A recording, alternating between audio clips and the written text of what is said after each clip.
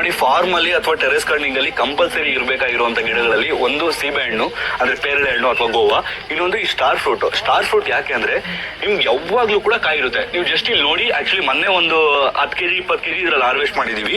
ಇವಾಗೂ ಕೂಡ ಹಣ್ಣಿದೆ.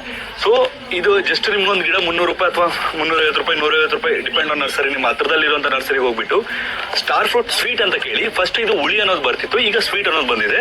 ಮಕ್ಕಳಿಗೆ ಈ ರೀತಿ ಹಣ್ಣುಗಳನ್ನ ನಾರ್ಮಲ್ ಆಗಿ ಮನೆ ಮೇಲೆ ಅಥವಾ ಮನೆ ಮುಂದೆ ಬೆಳೆದ್ಕೊಡೋದ್ರಿಂದ ಅವ್ರನ್ನ ಜಂಕ್ ಫುಡ್ಸ್ ಇಂದ ದೂರ ಇಡ್ಬೋದು, ಮತ್ತೆ ಹೆಲ್ತಿ ಆಗಿಡ್ಬೋದು. ಇದರ ಹೆಲ್ತ್ ಬೆನಿಫಿಟ್ಸ್ ಅನ್ನೋದು ತುಂಬಾ ಇದೆ. ನೀವು ಜಸ್ಟ್ ಗೂಗಲ್ ಅಲ್ಲಿ ಸ್ಟಾರ್ ಫ್ರೂಟ್ ಹೆಲ್ತ್ ಬೆನಿಫಿಟ್ಸ್ ಅಂತ ಹಾಕಿ. ಮತ್ತೆ ಇದನ್ನ ತುಂಬಾ ಜನ ಇದ್ರ ಬಗ್ಗೆ ಗೊತ್ತಿರೋದಿಲ್ಲ. ಇದು ಎಲ್ಲಾ ಕಡೆ ಕೂಡ ಸ್ಟಾರ್ ಫ್ರೂಟ್ ಬೆಳೆಯುತ್ತೆ. ಮತ್ತೆ ಎಲ್ಲಾ ಚಿಕ್ಕ ಪಾಟ್ ಅಲ್ಲೂ ಕೂಡ ಇದು ಆರಾಮಾಗಿ ಬರುತ್ತೆ. ಒಂದು 14 ಇಂಚ್ 16 ಇಂಚ್ ಪಾಟ್ ಅಲ್ಲಿ ಹಾಕೊಳ್ಳಿ, ಅಥವಾ ಮನೆ ಮುಂದೆ ಜಾಗ ಇತ್ತು ಅಂದ್ರೆ ಇದು ಒಂದು ಗಿಡ ಹಾಕೊಳ್ಳಿ. ನಿಮ್ಗೆ ಯಾವಾಗ್ಲೂ ಕೂಡ ಕಾಯಿ ಇರುತ್ತೆ. ಮತ್ತೆ ನೋಡೋದಕ್ಕೂ ಕೂಡ ಯಾರಾದ್ರೂ ಗೆಸ್ಟ್ ಮನೆಗೆ ಬಂದ್ರು ಕೂಡ ತುಂಬಾ ಚೆನ್ನಾಗಿ ಅನ್ಸುತ್ತೆ. ಇವಾಗ ನಿಮ್ ಮನೆ ಮೇಲೆ ಈ ರೀತಿ ಎಲ್ಲ ಸ್ಟಾರ್ ಫ್ರೂಟ್ ಬೆಳೆದ್ರೆ ಅವ್ರು ನೋಡಿದ್ರು ಕೂಡ ವಾವ್ ಅನ್ಕೊಳ್ತಾರೆ. ಬೇರೆ ಗಿಡಗಳೆಲ್ಲ ಎಲ್ಲ ಸೀಸನ್ ಅಲ್ಲ, ಬಟ್ ಈ ಸ್ಟಾರ್ ಫ್ರೂಟ್ ಎಲ್ಲ ಸೀಸನ್ ಅಲ್ಲಿ ಕಾಯಿ ಇರುತ್ತೆ. ಯಾವಾಗ್ಲೂ ಕೂಡ ಗಿಡದಲ್ಲಿ ಕಾಯಿ ಅನ್ನೋದಿರುತ್ತೆ. ಸೊ ಆದಷ್ಟು ಟೆರೆಸ್ ಗಾರ್ಡನಿಂಗ್ ಮಾಡ್ತಿರೋರು ಅಥವಾ ಫಾರ್ಮ್ ಮಾಡ್ತಿರೋರು ಅಥವಾ ರೈತರೇ ಆಗಿದ್ರು ಕೂಡ ನೆಕ್ಸ್ಟ್ ಟೈಮ್ ಏನಾದ್ರು ನರ್ಸರಿಗೆ ಹೋದ್ರೆ ನಿಮ್ಮ ಹತ್ರದಲ್ಲಿರುವಂತ ನರ್ಸರಿ ಈ ಸ್ಟಾರ್ ಫ್ರೂಟ್ ಗಿಡಗಳನ್ನ ತಗೊಬಂದು ಹಾಕೊಳ್ಳೋದಕ್ಕೆ ಟ್ರೈ ಮಾಡಿ. 1 ವರ್ಷದಲ್ಲೇ ಕಾಯಿ ಬರುತ್ತೆ.